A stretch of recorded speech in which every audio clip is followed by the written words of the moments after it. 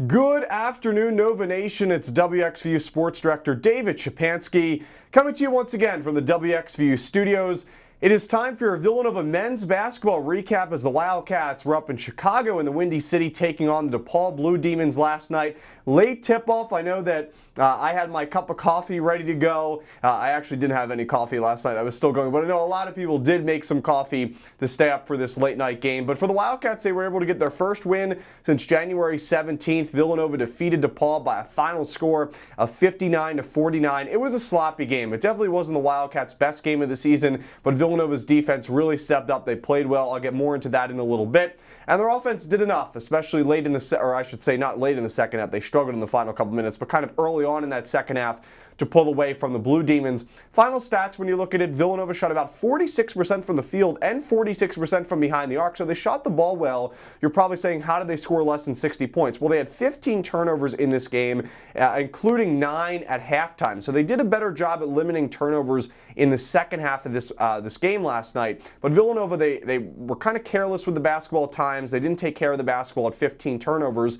In terms of some individual stats, Jordan Longino had 17 points. He led all scorers for the Villanova Wildcats. In addition to that, Eric Dixon had 14 points. Dixon was a little inefficient early on in this game, but he got going there early on in the second half when Villanova really started to pull away from DePaul. So Dixon finished the game 2 points shy of tying John Pannone for 8th place in Villanova men's basketball program scoring history. So that will have to wait until Sunday against Xavier at the Wells Fargo Center. But Eric Dixon still 14 points for Villanova. Off the bench, I thought Tyler Perkins played pretty well last night, had 8 points in the game, made 2 threes, and it was the first time that he made 2 threes in a game since the first conference play game for Villanova, which was against Seton Hall in the middle of December. So it's been a while. Perkins looked good last night on the offensive side of the ball as well on the defensive side of things, and so did Jordan Longino. I mean, he had an insane block in this game for the Wildcats in addition to his 17 points. But yeah, Villanova, the big issue was the turnovers. That's kind of what stopped their offense, especially also late in this game in the second half. Villanova had a hard time scoring against the DePaul Blue Demons.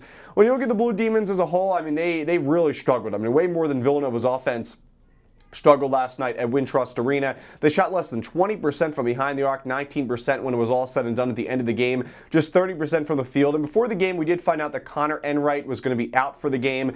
He's going to be out for the rest of the season with a shoulder injury.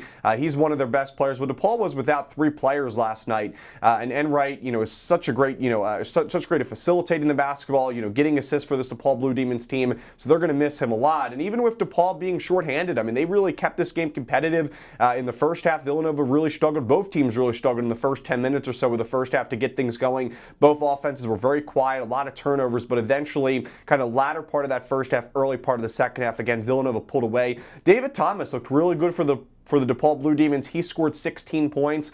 He came off the bench. This is a guy that was averaging just about 2 points per game, but with the injuries to Enright, with the injuries to other players, you're going to see, players like David Thomas for the Blue Demons really have to step up. So he performed well, shot the ball well from behind the arc, also scored 16 points. But DePaul as a whole really struggled, especially offensively last night against Villanova. But the Wildcats defense held the Blue Demons to 49 points. It was tied for the lowest amount of points that DePaul has scored this season at 49 points. So Villanova's defense did a fantastic job. Coach Neptune in his postgame press conference seemed very happy with the defense. As he said multiple times, if the defense plays the way that they played last night, Villanova will have a chance in a lot of these games, and they were able to pull out a 10-point victory, even though it wasn't the best of games, especially offensively, for the Villanova Wildcats. Villanova will get on track and have a chance to make it 2 games in a row that the Wildcats come out with a victory on Super Bowl Sunday. This Sunday from the Wells Fargo Center in South Philadelphia, Villanova will battle Xavier. That game is at noon, so 12 p.m. tip-off. We'll have coverage on WXVU beginning at 11:30 a.m. So